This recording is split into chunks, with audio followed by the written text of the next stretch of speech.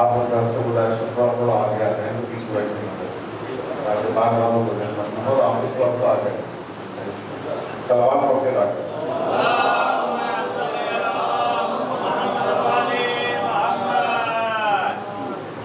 رحم اللہ من قرأ الفاتحہ.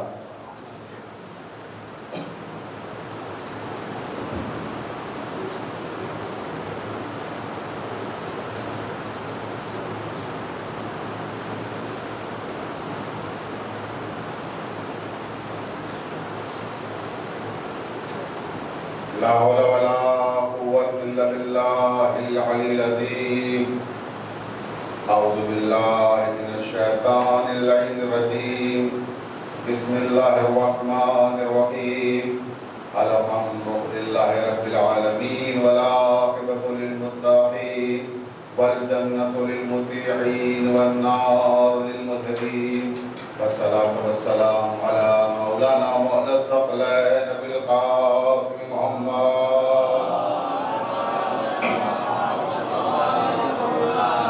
وآله الطيبين الطاهرين المعصومين المظلومين ولعنة الله على أعدائهم أجمعين من ليلنا هذا إلى قيام يوم الدين.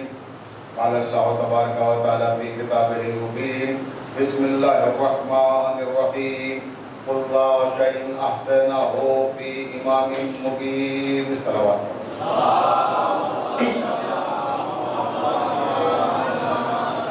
یہ کائنات اور اس کائنات کا ذرہ ذرہ محمد وآل محمد علیہ السلام کا مقروض ہے، لہذا آپ کے لوح ضمیر پر بھی آل محمد علیہ السلام کے احسانات میں سے کسی معمولی سے احسان کا کوئی معمولی سا نقش بھی مرتسم ہو تو اتنی بلند صلوات پڑھیں جتنے آپ کے ذہن والے محمد بلند ہو سکتے ہیں.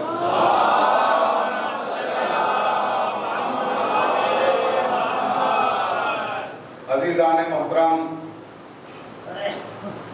5 دن سے مسلسل ہم آپ سے جس عنوان کے تحت خطاب کر رہے ہیں وہ عنوان ہے امامت کا تمثیلی و حقیقی تصور.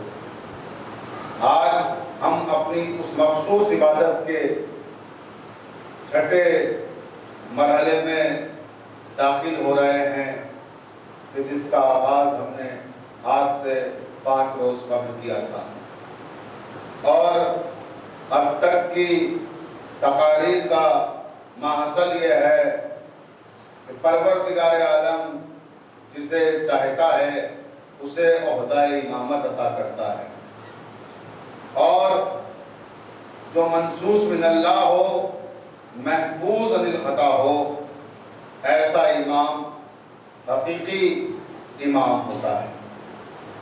اور تمثیلی امام پروردگار عالم نے اس کائنات میں صرف ایک شخصیت کو بنایا اور وہ حضرت ابراہیم علیہ السلام کی شخصیت ہے، جس پر ہم نے کل بہت تفصیل سے گفتگو کی اور آپ کے سامنے وہ معروضات پیش کیے کہ جس سے تمثیلی امامت کی صحیح تصویر سامنے آ سکے، اور اسی سلسلے کو اب آج مسلسل کرنا ہے اور حقیقی امامت تک پہنچنا ہے کہ پروردگار عالم نے وہ کون کون سے عہدے ہیں، وہ کون کون سے منصب ہیں جو اپنے اختیار میں رکھے ہیں، اور جب امام بنا کے بھیجا اس نے تو پھر اس کی نشانیاں بھی بتائیں کہ وہ کون ہوگا کہ جس کے ساتھ آپ کو محشر کے میدان میں آنا ہے، کیونکہ اس نے وعدہ کیا ہے کہ یوم ندعو کل اناس بامامہ، ہم ہر انسان کو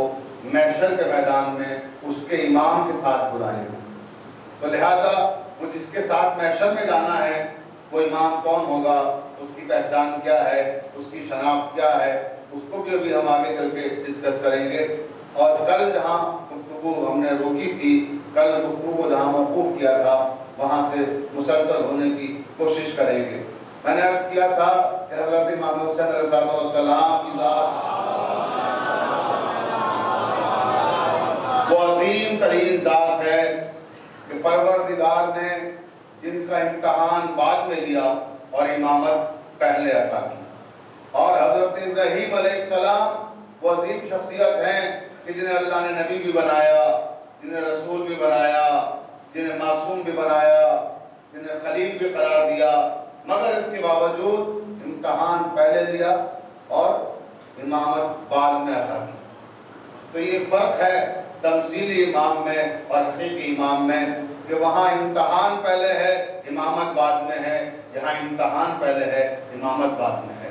تو اس طرح سے امام حسین علیہ السلام کے حوالے سے اکثر لوگوں کو یہ بھی کہتے سنا گیا ہے کہ صاحب یہ کتنا زمانہ گزر گیا امام حسین کی شہادت کو، لیکن جیسے ہی ایام غم آئے، جیسے ہی ایام عزا آئے، جیسے ہی ماہ محرم آیا، ویسے ہی یہ لوگ عزا کا آغاز کر دیتے ہیں اور امام حسین کی شہادت کو دہراتے ہیں۔ تو آخر شہادت کا فائدہ کیا ہے؟ یعنی موجودہ زمانے میں امام حسین کی شہادت کی معنویت کیا ہے؟ موجودہ زمانے میں جب ایک عرصہ گزر گیا امام حسین کی شہادت کو، کیا ضرورت ہے کہ اس شہادت کو تازہ کیا جائے؟ کیا ضرورت ہے اس شہادت کی یاد کو زندہ رکھا جائے؟ تو عزیزان محترم، اس پر مجھے گفتگو کو آگے بڑھانا ہے کہ جہاں گفتگو میں نے کل روکی تھی، اور قرآن کی آیات کے حوالے سے گفتگو کرنا ہے کہ اس کی ضرورت کیوں ہے۔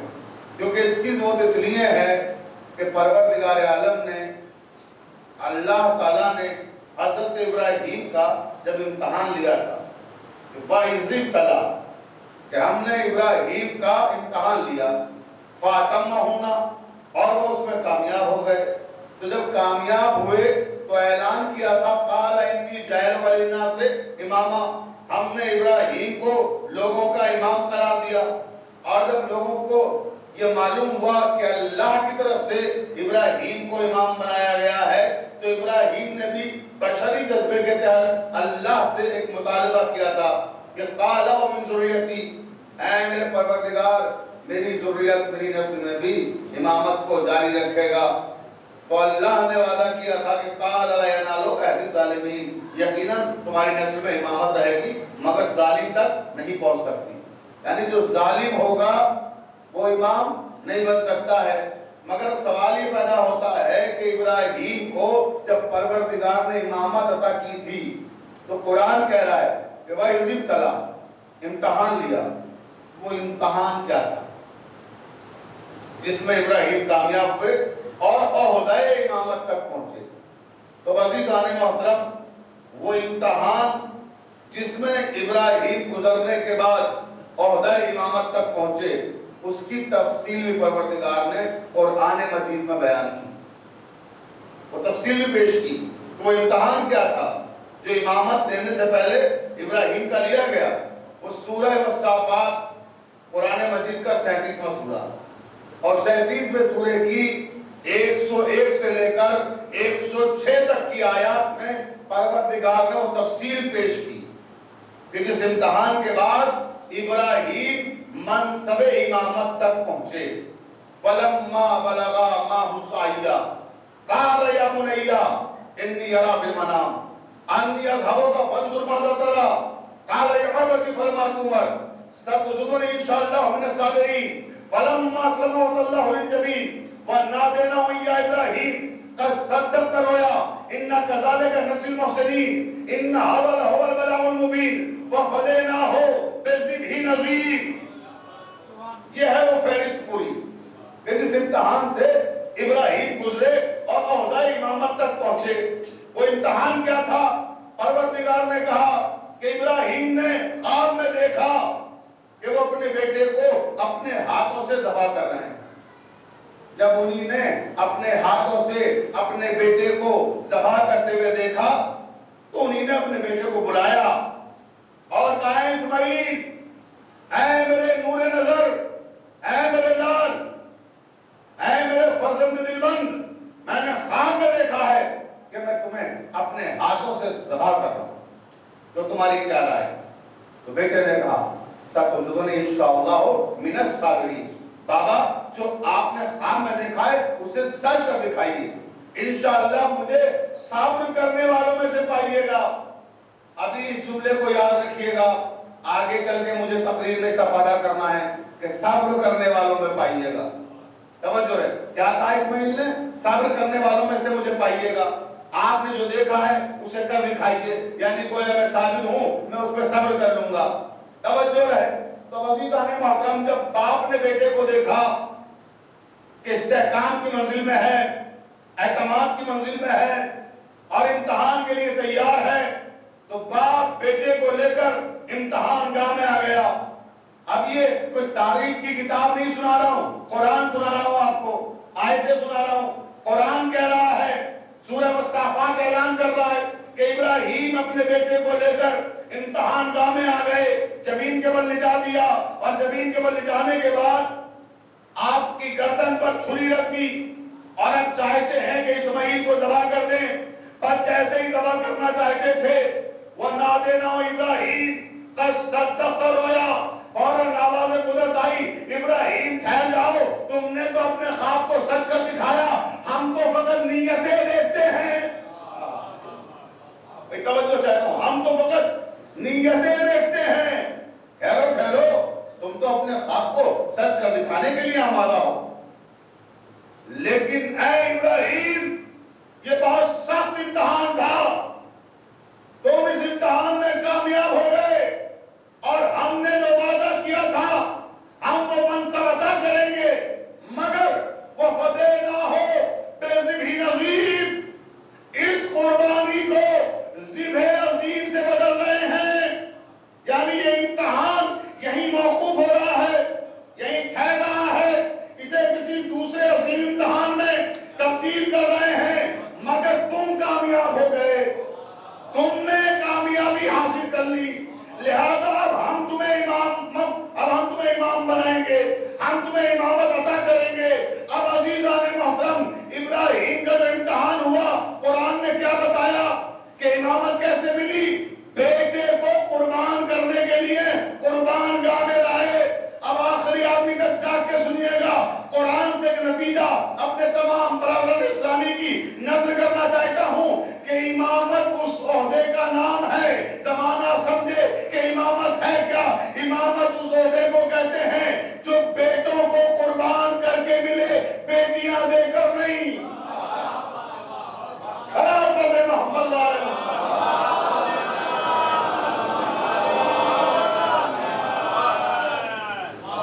ایک مرتبہ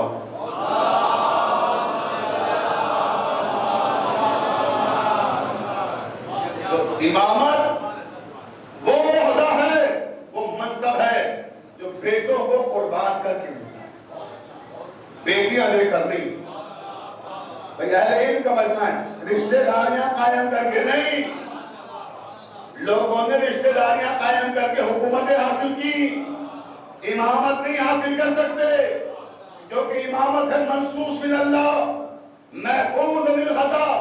تو پروردگار عالم نے ابراہیم کو امام بنایا، کس طرح سے بنایا؟ بطور نمونہ، تمثیلی امام، اور تمثیلی امام بنانے کے لیے بھی قربانی مانگی، بیٹوں کی قربانی دو، تب یہ امامت ملے گی، اور امامت مل گئی۔ اب زمانہ ہم سے پوچھتا ہے امام حسین کی شہادت کا موجودہ زمانے میں فائدہ کیا ہے؟ تو سنیے فائدہ کیا ہے، پوری توجہ آخری آدمی تک، جہاں تک میری آواز جا رہی ہے، میری تمام ماں بہنیں سنیں، میرے تمام برادران اسلامی و ایمانی سنیں کہ موجودہ زمانے میں شہادت امام حسین کا فائدہ کیا ہے۔ اور اس حوالے سے میں پھر ایک اہل سنت والجماعت کے بہت بڑے عالم کا ایک ریفرنس دے دوں تاکہ بات پایا اعتبار تک پہنچ جائے۔ علامہ مسعودی، علامہ مسعودی یہ اہل سنت والجماعت کے بہت ہی مستند علماء سے ہیں، اور ان کے بارے میں علامہ شبلی نعمانی نے لکھا ہے کہ ملت اسلامیہ کو عصر حاضر میں ان کے جیسا بلند پایا عالم نصیب نہیں ہوا۔ توجہ ہے، علامہ مسعودی اب اپنی کتاب میں تحریر کرتے ہیں، کیا تحریر کرتے ہیں کہ رسول خدا صلی اللہ علیہ وآلہ وسلم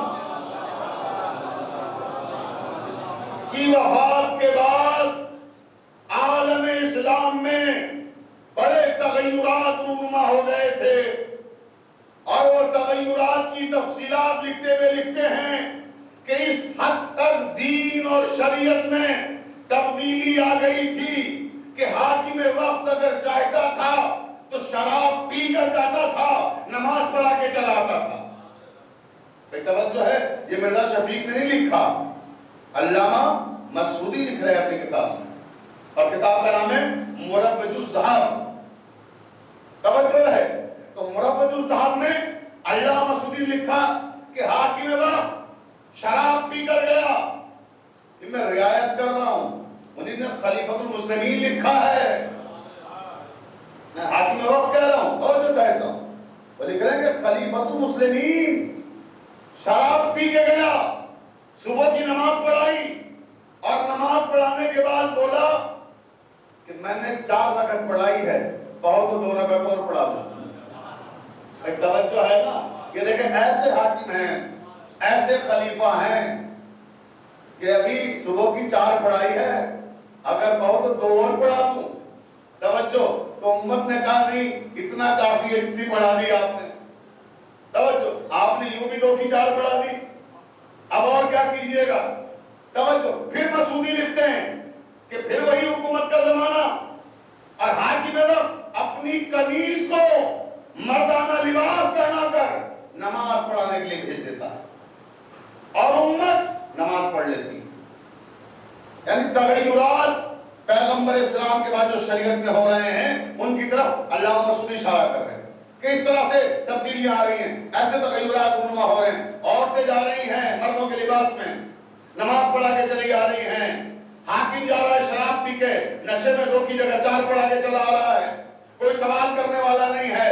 اس طرح سے تبدیلیاں ہوتی رہیں اور یہ تبدیلیاں یوں نقطۂ کمال پہ پہنچی کہ حاکم شام نے جنگ صفین کے موقع پر میدان صفین میں بدھ کے دن جمعے کی نماز پڑھائی۔ توجہ ہے، بدھ کے دن جمعے کی نماز پڑھائی، اور 1-2 نہیں، علامہ مسعودی نے لکھا ہے کہ 30,000 کے لشکر نے نماز پڑھی۔ 30,000 کا لشکر بدھ کے دن جمعے کی نماز پڑھ رہا ہے، اور کسی نے پھوٹے منہ سے یہ نہیں کہا کہ ذل الہی کیا غضب کر رہے ہیں، بدھ کے دن جمعے کی نماز پڑھا رہے ہیں۔ توجہ رہے، کیوں نہیں کہا؟ اب ریزن سنیے، ابھی زیادہ دن تو نہیں ہوئے رسول اللہ کی وفات کو، یعنی امام حسین کی شہادت کا جو واقعہ ہے 10 محرم سن 61 ہجری، اور جو رسول اللہ کی تاریخ وفات ہے 28 صفر سن 11 ہجری، کل 50 سال کا زمانہ ہے، دونوں کے بیچ میں 50 سال کا زمانہ ہے۔ 50 سالوں میں اتنی تبدیلیاں آ گئی کہ حاکمان وقت جیسے چاہتے تھے دین کو چلا رہے تھے، جیسے چاہتے تھے شریعت کو چلا رہے تھے۔ لوگ آبجیکشن کیوں نہیں کرتے تھے، اعتراض کیوں نہیں کرتے تھے؟ کیونکہ ان کی ذہنیت کو بدل دیا گیا تھا۔ ان کی ذہنیت کیا بنا دی گئی تھی؟ ذہنیت یہ بنا دی گئی تھی کہ جو حاکم وقت ہے، جو خلیفۃ المسلمین ہے، جو امر یہ انجام دے رہا ہے، جو کام جس طرح سے کر رہا ہے، وہی شریعت ہے۔ میں توجہ چاہتا ہوں، یعنی حاکمان وقت، صاحبان اقتدار کے اعمال و افعال شریعت بن گئے تھے۔ کتنے دنوں کے اندر؟ 50 سال کے اندر۔ کوئی بہت لمبا پیریڈ نہیں ہے، صرف 50 سال کا عرصہ ہے، اور اسی میں اتنے کمالات رونما ہو گئے۔ اب سنیے امام حسین کی شہادت کا فائدہ کیا ہے۔ توجہ چاہتا ہوں جانے محترم کہ امام حسین کی شہادت کے درمیان اور رسول اللہ کی وفات کے درمیان 50 سال کا وقفہ ہے۔ امام حسین کی شہادت نے پورے ماحول کو تغیر کر دیا، تبدیل کر دیا، انقلاب برپا کر دیا۔ کون سا انقلاب برپا کیا؟ سب سے پہلے مسلمانوں کی ذہنیت کو بدلا۔ یہ جو ذہنوں میں راسخ ہو گیا تھا کہ حاکمان وقت جو کام کرتے ہیں وہی شریعت ہے، وہی دین ہے۔ امام حسین نے کربلا کے میدان میں 10 محرم سن 61 ہجری کو اپنے لہو سے کربل کی زمین پر ایک لکیر کھینچ دی، جس سے ملوکیت الگ ہو گئی، شریعت الگ ہو گئی۔ کہ 10 محرم 61 ہجری سے वाले मोहम्मद।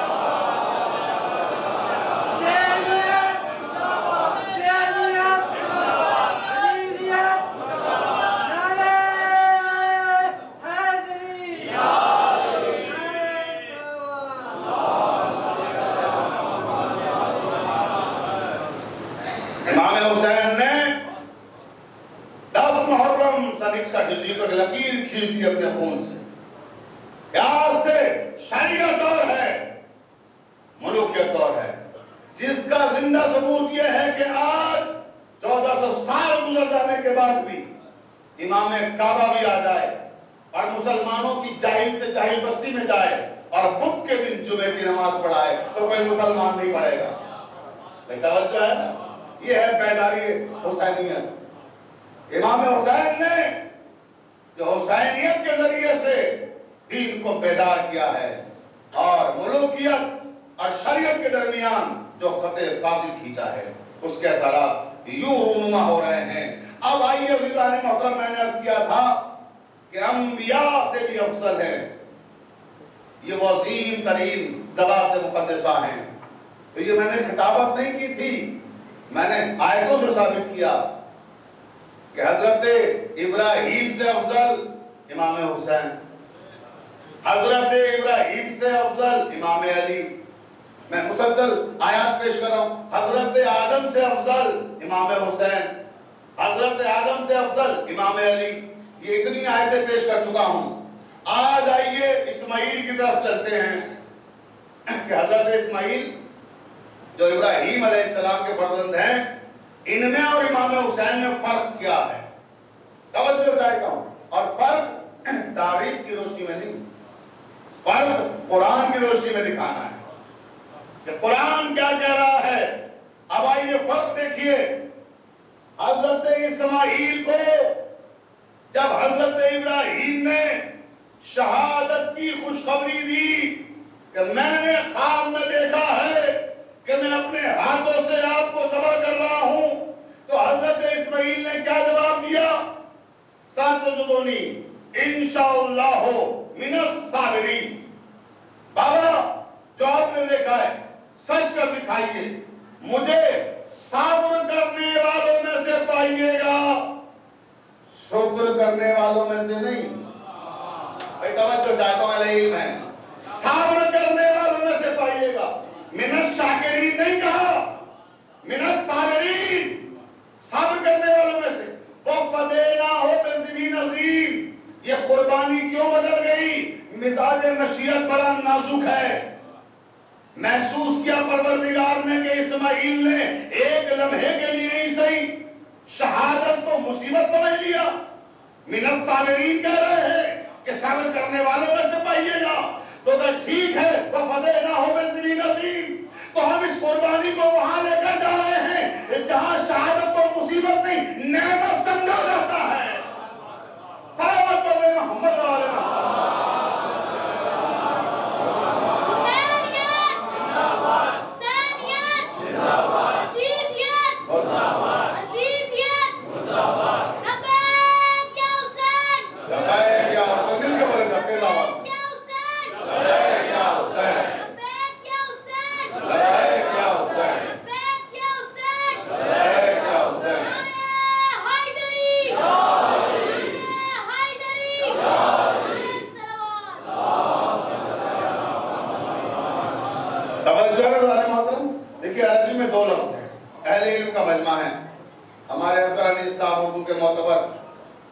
कलमकार और तख्लीक़कार यहाँ मौजूद हैं और मगरबी बंगाल के हम तरीन मुहक़्क़िक़ीन और अदबा में इनका शुमार होता है।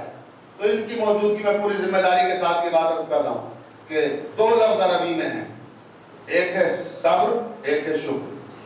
तवज्जो है, नौजवानों के लिए बुजुर्गों से माज़रत के साथ थोड़ा वज़ाहत करना चाहता हूँ ताकि बात नौजवानों के ज़हनों में रासिख़ हो जाए। सब्र और शुक्र दोनों की कैफियत अलग अलग है। सब्र कब किया जाता है? जब मुसीबत आती है, तवज्जो है ना। और शुक्र कब किया जाता है? जब नेमत मिलती है। अगर खुदा ना खास्ता किसी के घर में नौजवान का इंतकाल हो जाए, अल्लाह ना करे, 1000 कुरान दरमियान में, लेकिन मौत एक हकीकत है, उससे इनकार नहीं किया जा सकता।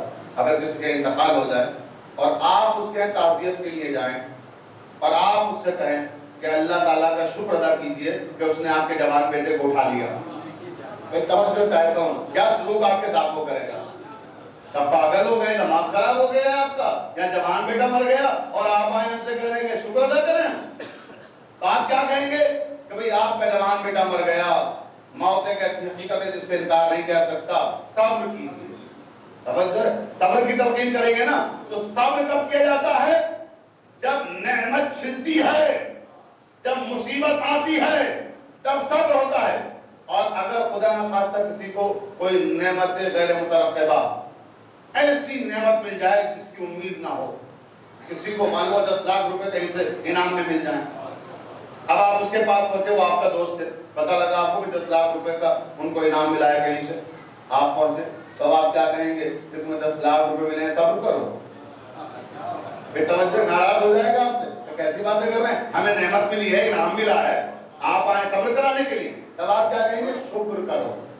کیوں شکر کرو؟ کیونکہ تمہیں نعمت ملی ہے، نعمت غیر مترقبہ، تم نے سوچا بھی نہیں تھا، اچانک تمہیں اتنا بڑا انعام مل گیا، لہذا اللہ تعالیٰ کا شکر ادا کرو۔ تو معلوم ہوا کہ شکر ادا کیا جاتا ہے نعمت کے ملنے پر، صبر کیا جاتا ہے مصیبت کی آمد پر۔ جب مصیبت آتی ہے تو صبر ہوتا ہے۔ تو ابراہیم نے کیا کہا تھا کہ اسماعیل میں نے خواب میں دیکھا ہے، میں تمہیں ذبح کر رہا ہوں، تو تمہاری کیا رائے ہے؟ تو اسماعیل نے کیا کہا؟ سَتَجِدُنِی انشاءاللہ من الصابرین، یعنی شہادت کو ایک لمحے کے لیے صحیح مصیبت سمجھ لیا کہ مجھے صبر کرنے والوں میں سے پائیے گا، تو پروردگار نے کہا نہیں، اب آپ شہادت کے حقدار نہیں رہے، شہادت اسے دیں گے جس کا بدن تیروں سے چھلنی ہوگا اور سجدہ شکر ادا کرنا ہوگا کہ اے میرے پروردگار، تیرا شکر ہے کہ تو نے شہادت کی نعمت سے مالا مال کیا۔ صلوات پڑھ لیں محمد صلی اللہ علیہ وسلم۔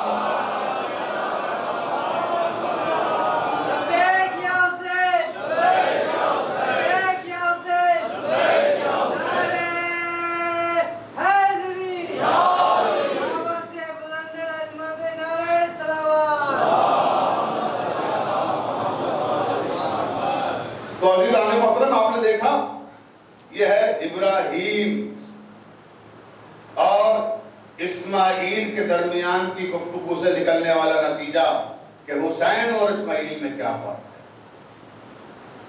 دونوں میں فرق ہے۔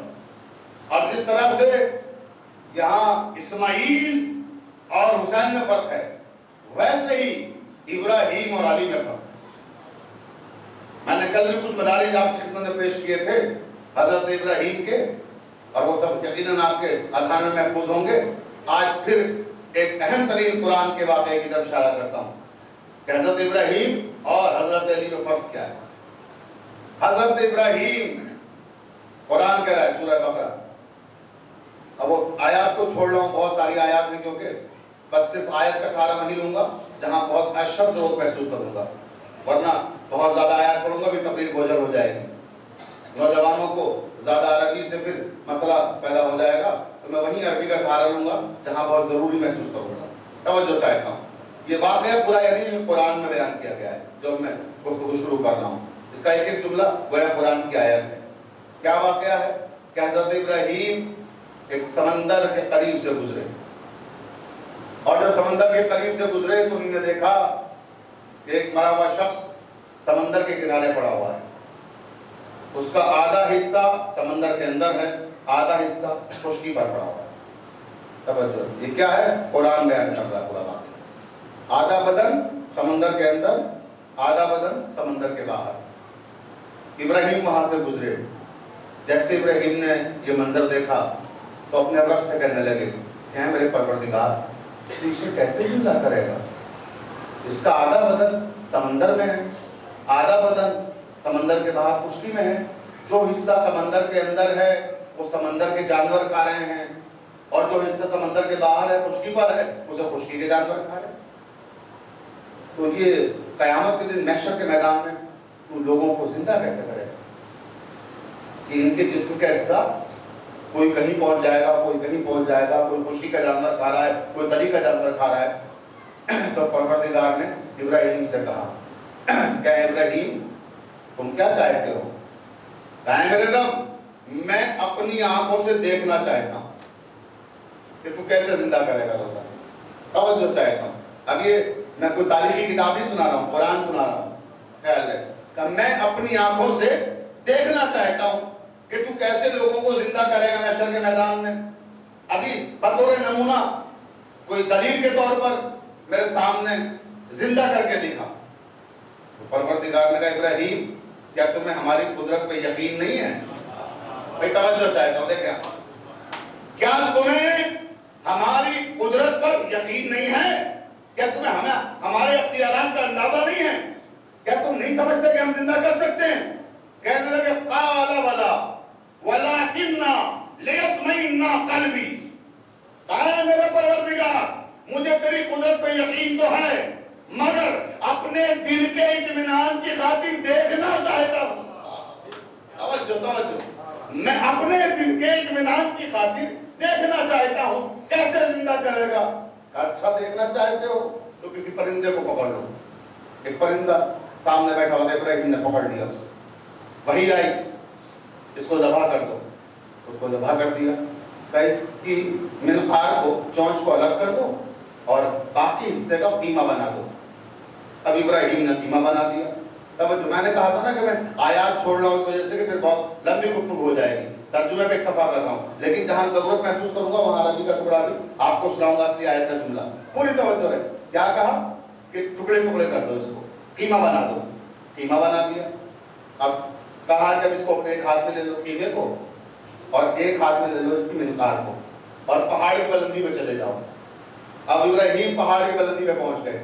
کہ ابراہیم پہاڑ کی بلندی میں پہنچ کے جو قیمہ تمہارے ہاتھ میں ہے اس پرندے کا، اسے فضاؤں میں بکھیر دو۔ توجہ رہے، انہوں نے اس کو چھوڑ دیا تو وہ ہواؤں میں بکھر گیا، کوئی ٹکڑا کہیں، کوئی کہیں، کوئی کہیں، کہاں جانے وہ جا کے ہواؤں میں گرے۔ اس کے بعد منقار کا اس کو اپنے ہاتھ میں رکھو۔ اب منقار حضرت ابراہیم کے ہاتھ میں ہے۔ توجہ رہے، آواز قدرت آئی، اے ابراہیم اب اس پرندے کو حکم دو، اب اسے حکم دو کہ میں اپنے رب کے حکم سے تجھے حکم دیتا ہوں کہ آجا اپنی منقار سے آ کے لے جا۔ یہ قرآن کہہ رہا ہے، پورا واقعہ قرآن میں بیان کیا گیا۔ اب منقار اپنے ہاتھ میں لیے ہوئے پہاڑ پر کھڑے ہوئے اور حکم دیا کہ میں اپنے رب کے حکم سے تجھے حکم دیتا ہوں کہ تو آ کے اس سے مل جا۔ اب ابراہیم نے دیکھا فضاؤں میں ذرے بلند ہونا شروع ہوئے، وہ ذرے اڑ کے اس منقار میں آ کے لگنے لگے۔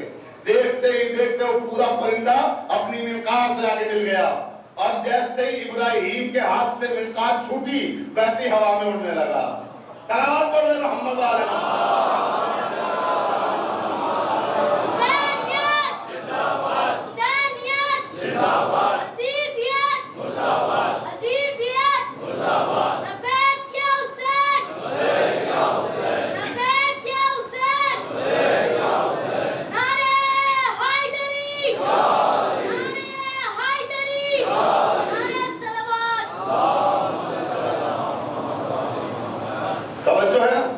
منقار سے آ کے مل گیا اور ہواؤں میں اڑنے لگا پرندہ۔ آواز قدرت ابراہیم اب تو یقین ہو گیا کہ ہم کیسے محشر میں لوگوں کو زندہ کریں گے۔ لیکن یہاں ٹھہر کر ایک جملہ کہنا چاہتا ہوں، یہ ابراہیم تھے۔ ابراہیم اور علی کا فرق دیکھیں اب کیا ہے۔ ابراہیم وہ تھے جنہوں نے کہا اطمئن قلبی، اے میرے پروردگار یقین تو ہے مگر اطمینان قلب کی خاطر دیکھنا چاہتا ہوں۔ مگر علی وہ ہے جنہوں نے کہا لو کشف الغطاء لمجدت یقینا، اگر میرے سامنے سے سارے حجابات ہٹ جائیں، سارے پردے ہٹ جائیں تو بھی میرے یقین میں ذرہ برابر اضافہ نہیں ہوگا۔ صلوات پڑھ لے محمد علیہ۔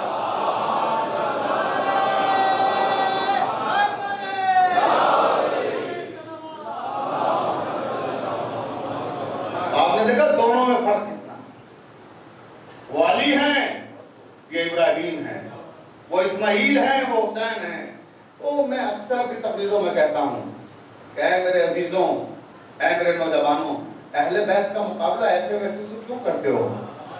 یہ توجہ ہے نا بھئی، جن کے مقابلے پہ انبیاء نہیں ٹھہرتے تو ان کا ایسے ویسوں سے کیا مقابلہ کرنا، اور ان کے فضائل کا کیا محاسبہ کرنا؟ بھئی یہ تو وہ ہیں کہ انبیاء بھی جن کے مقابلے پر نہیں ٹھہرتے۔ بھئی توجہ چاہتا ہوں، چاٹ کے سنیے گا، کیونکہ میں خطابت کرنے کا عادی نہیں ہوں، میں قرآن کی آیتوں سے گفتگو کرنے کا عادی ہوں۔ اب سنیے کہ ان کے مقابلے پہ انبیاء کیوں نہیں ٹھہرتے۔ توجہ چاہتا ہوں، انبیاء بھی ان کے مقابلے پر نہیں ٹھہر سکتے۔ کیف اذا جئنا من کل امۃ بشہید وجئنا بک علی ہؤلاء شہیدا، یہ سورہ نساء کی 41ویں آیت ہے۔ انبیاء بھی، میرا جملہ یاد رکھیے گا، کہ ان کے مقابلے پر نہیں ٹھہر سکتے۔ پروردگار نے یہ کیوں کہا قرآن میں؟ یوم ندعو کل اناس بامامہم۔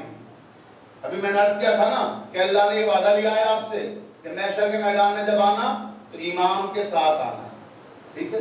اب محشر کے میدان میں جب آپ امام کے ساتھ جائیں گے تو وہاں کیا ہوگا، اس کا منظر پروردگار سورہ نساء کی 41ویں آیت میں پیش کر رہا ہے کہ جب آپ وہاں اپنے امام کے ساتھ ہوں گے تو خالی آپ اپنے امام کے ساتھ نہیں ہوں گے، اور بھی بہت سارے لوگ ہوں گے۔ توجہ چاہتا ہوں، کون کون ہوگا؟ فَكَيْفَ إِذَا جِئْنَا مِن كُلِّ أُمَّةٍ بِشَهِيدٍ وَجِئْنَا بِكَ عَلَىٰ هَؤُلَاءِ شَهِيدًا۔ اب محشر کے میدان میں جب آؤ گے تو دیکھو گے تمام انبیاء اپنی اپنی امت کو لیے کھڑے ہوئے ہیں۔ ہر نبی اپنی امت کے ساتھ محشر کے میدان میں کھڑا ہوا ہے۔ پروردگار کہتا ہے کہ میں ہر نبی کو اس کی امت پر گواہ بناؤں گا۔ نبی اپنی امت کی گواہی دے گا کہ میری امت میں کون وہ لوگ تھے جنہوں نے نیکیاں کی ہیں، کون وہ لوگ تھے جنہوں نے برائیاں کی ہیں، کون وہ لوگ تھے جنہوں نے نبیوں کو اذیتیں دی ہیں، تکلیفیں دی ہیں، کون وہ لوگ تھے جو نبیوں کے لیے راحت کا سبب بنے، سکون کا سبب بنے۔ ہم ہر نبی کو اس کی امت پر گواہ بنائیں گے۔ فَكَيْفَ، اس وقت تم دیکھنا کہ جب سارے نبی کھڑے ہوئے اپنی اپنی امت کی گواہی دے رہے ہوں گے، جب سارے نبی اپنی اپنی امت کی گواہی دے چکے ہوں گے، فَكَيْفَ إِذَا جِئْنَا مِن كُلِّ أُمَّةٍ بِشَهِيدٍ وَجِئْنَا بِكَ عَلَىٰ هَؤُلَاءِ شَهِيدًا۔ اے میرے حبیب، جب یہ سارے اپنی امتوں کی گواہی دے چکیں گے تب ہم تمہیں بلائیں گے کہ اب تم آؤ، تم ان نبیوں کی گواہی دو۔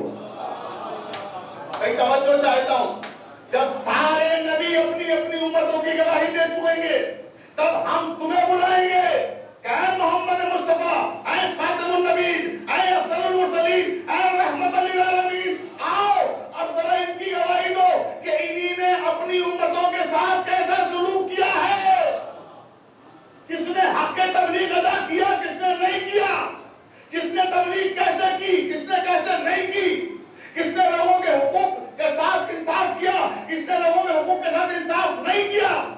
آپ آگے گواہی دیجیے، اب آپ گواہ بنیے۔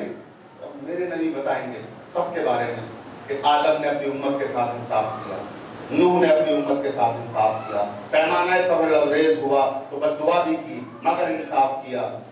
یہ ابراہیم ہیں، یہ اسحاق ہیں، یہ یونس ہیں، شموئیل ہیں، سارے نبیوں کے بارے میں میرے نبی گواہی دیں۔ توجہ چاہتا ہوں، سارے نبیوں کے بعد جب سب کی گواہی دے چکیں گے میرے نبی، تب پروردگار کہتا ہے کہ اے میرے حبیب، اب ہمیں تمہارا بھی گواہ چاہیے۔ بھئی توجہ چاہتا ہوں، اب نبی کی گواہی کون دے؟ فَكَيْفَ إِذَا جِئْنَا مِن كُلِّ أُمَّةٍ بِشَهِيدٍ وَجِئْنَا بِكَ عَلَىٰ هَؤُلَاءِ شَهِيدًا۔ ساری امتوں میں نبی گواہ بن گئے، نبیوں پر رسول گواہ بن گئے ہمارے۔ اب ہمارے رسول پر کون گواہ بنے؟ اب ان کی کون گواہی دے؟ بھئی توجہ ہے۔ تو پھر قرآن نے آواز دی، یقول الذین کفروا لست مرسلا قل کفی باللہ شہیدا بینی و بینکم ومن عندہ علم الکتاب۔ کہیں میرے حبیب، یہ کافر کہتے ہیں کہ تم اللہ کے رسول نہیں ہو، تو انہیں کہنے دو جو یہ کہہ رہے ہیں، ان کے کہنے سے کوئی فرق نہیں پڑتا۔ آپ کی گواہی کے لیے میں اللہ کافی ہوں اور وہ کافی ہے جسے میں نے علم کتاب عطا کیا ہے۔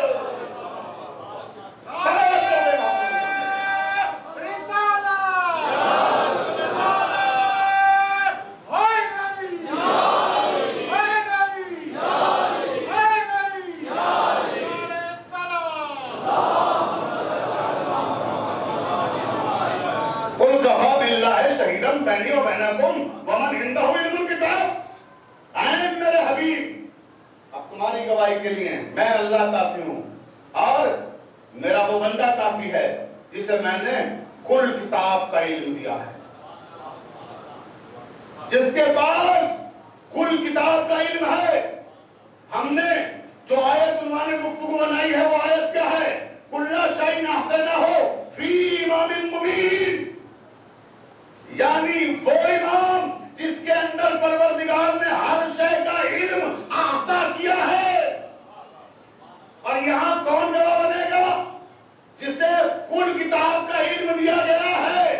اب وہ ہے کون جسے کل کتاب کا علم دیا گیا ہے؟ میں توجہ چاہتا ہوں، کون ہے جو سید المرسلین کا بھی گواہ بنے گا؟ الرحمن علم القرآن خلق الانسان علمہ البیان۔ اب پروردگار نے اس بندے کا اعلان کیا کہ جسے میں نے کل کتاب کا علم دے کر بھیجا ہے، وہ کون ہے؟ الرحمن علم القرآن خلق الانسان۔ کیا کہنا اس پروردگار کا کہ جس نے علم قرآن پہلے دیا اور دنیا میں اسے بعد میں بھیجا۔ میں توجہ چاہتا ہوں، کوئی اس کائنات میں ہے ایسا جس کے پاس علم قرآن پہلے آیا ہو دنیا میں بعد میں آیا ہو؟ صرف ایک بندہ ہے، 13ویں رجب ہے، رسول اللہ کے ہاتھ پر ہے۔ یا رسول اللہ بتائیں گے قرآن سناؤ، توریت سناؤ، زبور سناؤ، انجیل سناؤ، ہاتھ پر لے محمد و آل محمد۔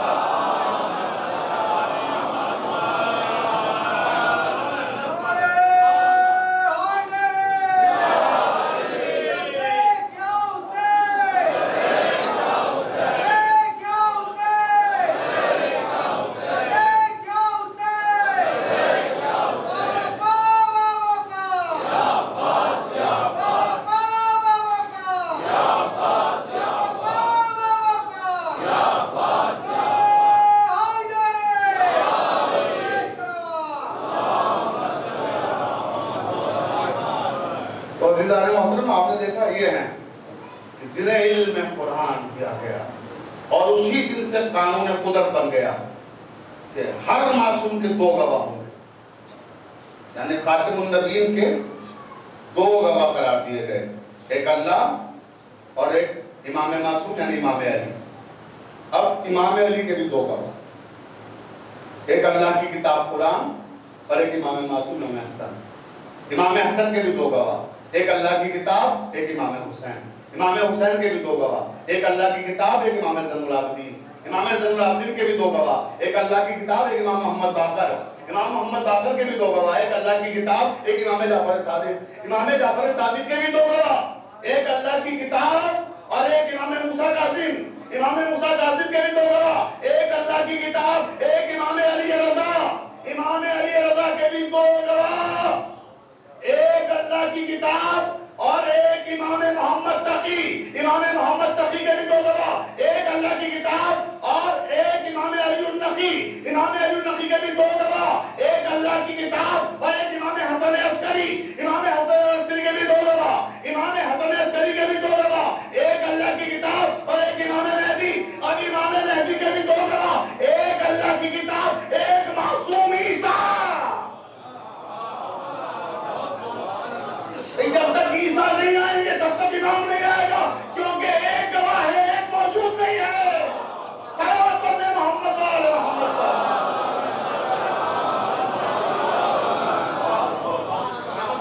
تو یہ دو گواہوں کا سلسلہ قدرت نے قائم کیا ہے اور وہ چلے گا۔ بس عزیزوں، آج کی حد تک اب وقت تمام ہو گیا، میں اپنی تقریر کو یہاں روک رہا ہوں۔ حالانکہ میں ابھی چاہتا تھا کہ کچھ اور عرض کروں، لیکن دامن وقت میں گنجائش نہیں ہے، اور میں آپ سے بس ایک درخواست کرنا چاہتا ہوں کہ تھوڑا سا وقت کا خیال رکھیں۔ اگر آپ پابندی وقت کے ساتھ جلدی تشریف لے آئیں تو مجھے تمہید میں وقت نہ لینا پڑے، میں براہ راست گفتگو کروں، کیونکہ میرے پاس وقت بہت کم بچا ہے، گفتگو بہت کرنا ہے مجھے آپ سے۔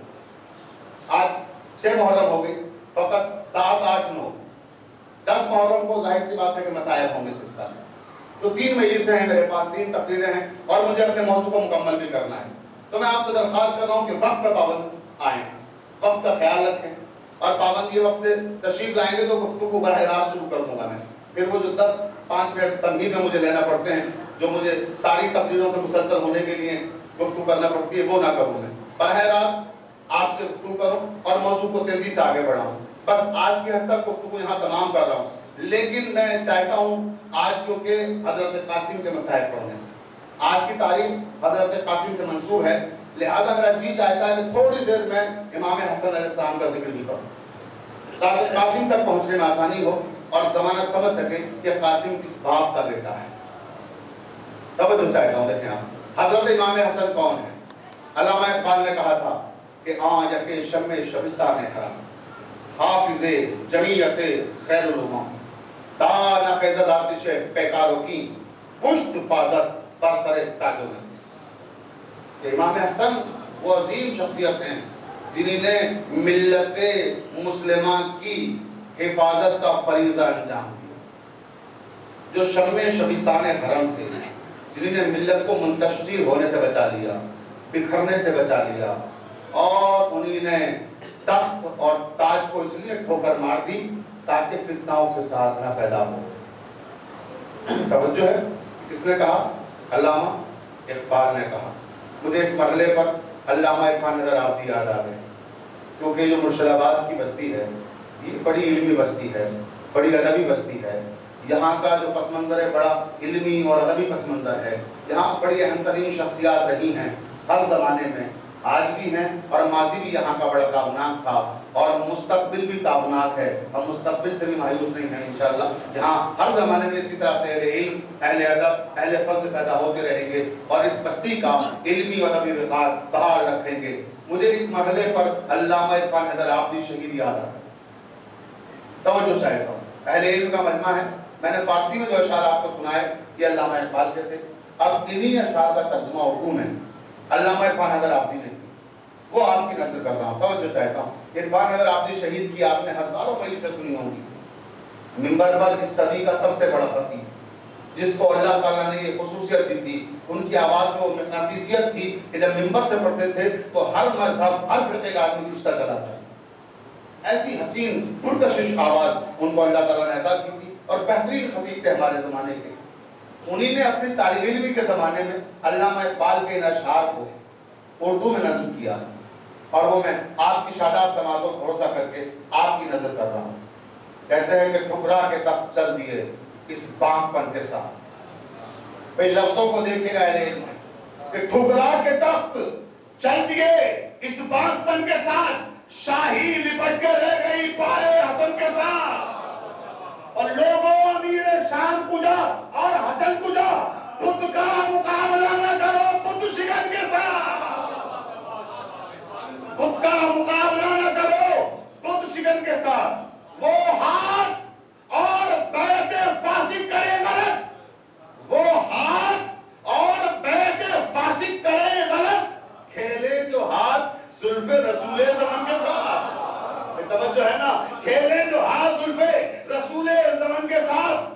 اور کب صلح کی تھی؟ معاہدہ امن تھا فقط۔ کب صلح کی تھی؟ معاہدہ امن تھا فقط۔ کعبے کا فخر صلح کرے اہرمن کے ساتھ، کعبے کا فخر صلح کرے اہرمن کے ساتھ، یہ کیسے ممکن ہے؟ ہو ہی نہیں سکتا۔ یہ تو معاہدہ امن تھا جو امام حسن نے حاکم شام کے ساتھ کیا تھا، اور اسی حاکم شام نے امام حسن کو اپنے دربار میں بلایا۔ بس توجہ چاہتا ہوں، گفتگو تمام کر رہا ہوں کیونکہ بالکل وقت نہیں ہے، اب مجھے مسائل کی طرف بھی آنا ہے۔ حاکم شام نے امام حسن کو اپنے دربار میں بلایا۔ جب یہ واقعہ پیش آ چکا جس کی طرف ابھی میں نے اشارہ میں اشارہ کیا، صلح ہو چکی، معاہدہ امن ہو چکا، حاکم شام نے کہا کہ میں حسن مصطفیٰ کو استغفر اللہ نعوذ باللہ، میری زبان چل جائے جملہ کہتے ہوئے، حاکم شام نے کہا نقل کفر کفر نباشر کہ میں حسن مصطفیٰ کو ذلیل کرنا چاہتا ہوں، امام حسن کو رسوا کرنا چاہتا ہوں۔ درباریوں نے کہا کہ بلائیے یہاں پر، اور بلا کے سب کے سامنے انہیں تحفے دیجیے، تصویر کیجیے کہ ہم حاکم شام ہیں، ہم تمہیں تحفے دے رہے ہیں، توجہ چاہیے۔ تو کہا ٹھیک ہے بلاؤ، لیکن ایک بات کا خیال رکھنا جب حسن مجتبیٰ آئیں گے دروازے کا، صدر دروازے کا جو پردہ ہے، کوئی بھی دروازے پر کھڑا ہونے والا نوکر وہ پردہ نہیں کھولے گا. میں چاہتا ہوں حسن مجتبیٰ خود وہ پردہ کھولے اور میرے سامنے کوئی پردہ کھولنے کے لیے جھکے ہیں تو میں اپنے سامنے ان کو جھکتا ہوا دیکھنا چاہتا ہوں. تو حاکم شام نے جب یہ کہا تو سارے لوگوں کو حکم دیا کوئی پردہ نہیں کھولے گا.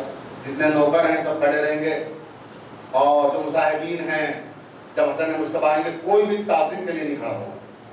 توجہ ہے، یہ سب منصوبے بنا لیے گئے. اب راوی کہتا ہے کہ امام حسن تشریف لائے.